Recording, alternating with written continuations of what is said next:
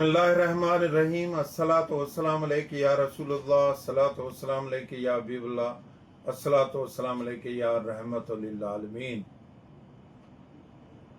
तमाम दोस्तन के, मुझे भेणन के, मुझे भावरन के, सिंध जे तमाम महबूब साथियन के मुझे तरफ का सलाम।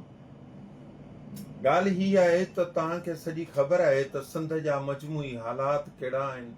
सिंध के भणभांग करे छॾियो आहे बैड गवर्नेंस जे करे। हिन हुकूमत जे उन करप्ट टोले तबाह बर्बाद करे छॾियो आहे सॼी सिंध खे। ऐं उन में इलाही फैक्टर शामिल आहिनि, मूंखे घणे ॻाल्हाइण जी ज़रूरत न आहे।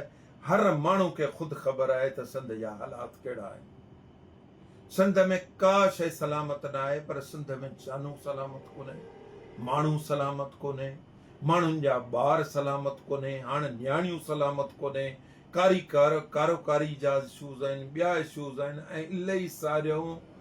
तव्हां मूंखे ॿुधायो त सिंध में मजमूई तौर ते तक़रीबन जेका आहे उहा दीवान कम्यूनिटी या हिंदू कम्यूनिटी रहे थी। उहा तमामु हिकिड़े लिमिटेड, माना उन्हनि जी अक़लियत में आहिनि वीचारा। उन अक़लियत वारनि खे तव्हां एॾो इनसिक्योर करे छॾियो आहे हिन सिंध जे अंदरि। उहे हाणे फील कनि था त असांखे छा सिंध में असीं रहूं बि सही या न रहूं। इहा त उन्हनि जी हिम्मत आहे। मुंहिंजो उन्हनि सभिनी दोस्तनि जेके दीवान दोस्त आहिनि उन्हनि खे सलाम आहे ऐं उन्हनि खे पंहिंजे दिलि वटां सलाम आहे, उन्हनि जे हिम्मतनि खे सलाम थो करियां। प्रिया कुमारी जे मामले ते असांजूं नियाणियूं रोडनि ते वेठियूं आहिनि, रस्तनि ते वेठियूं आहिनि।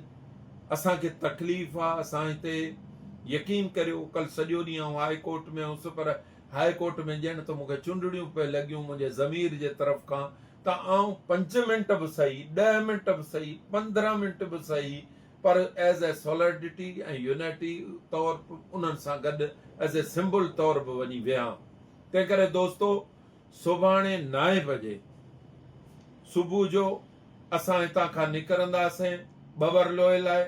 असां पंहिंजे नियाणियुनि वटि वेंदासीं ऐं उहे नियाणियूं जेके सिंध जूं मजमूई नियाणियूं वेठल आहिनि रोड ते, ऐं असांजी अदी सुहिणी पारस उते ऐं ॿियूं जेके बि उन सां मजमूई नियाणियूं वेठल आहिनि, असां यकीन थो ॾियारियां उन सिंध जे मज़लूम नियाणियुनि खे, उन्हनि जे उहे जेके माउरूं आहिनि, उन्हनि जा पीउ आहिनि, भाउर आहिनि।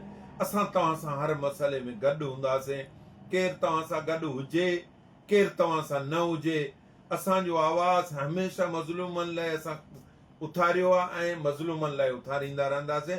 असांजो जेको हाल आहे इंशाअल्लाह ताला 5 मिंट ई सही, पर सुभाणे इंशाअल्लाह 9 बजे हितां निकिरबो हैदराबाद मां। ऐं आउं तमामु दोस्तनि खे चवां थो, जेके दोस्त मूंखे ज्वाइन करणु चाहिनि था उहे मूंसां राब्तो कनि, ताकी असां हितां खां निकिरी सघूं। ऐं 9 बजे निकिरी वेंदासीं। पंधु थोरो परे जो आहे, ताकी उते असां वञी पहुचूं इंशाअल्लाह ताला। तमामु दोस्तनि जी महिरबानी।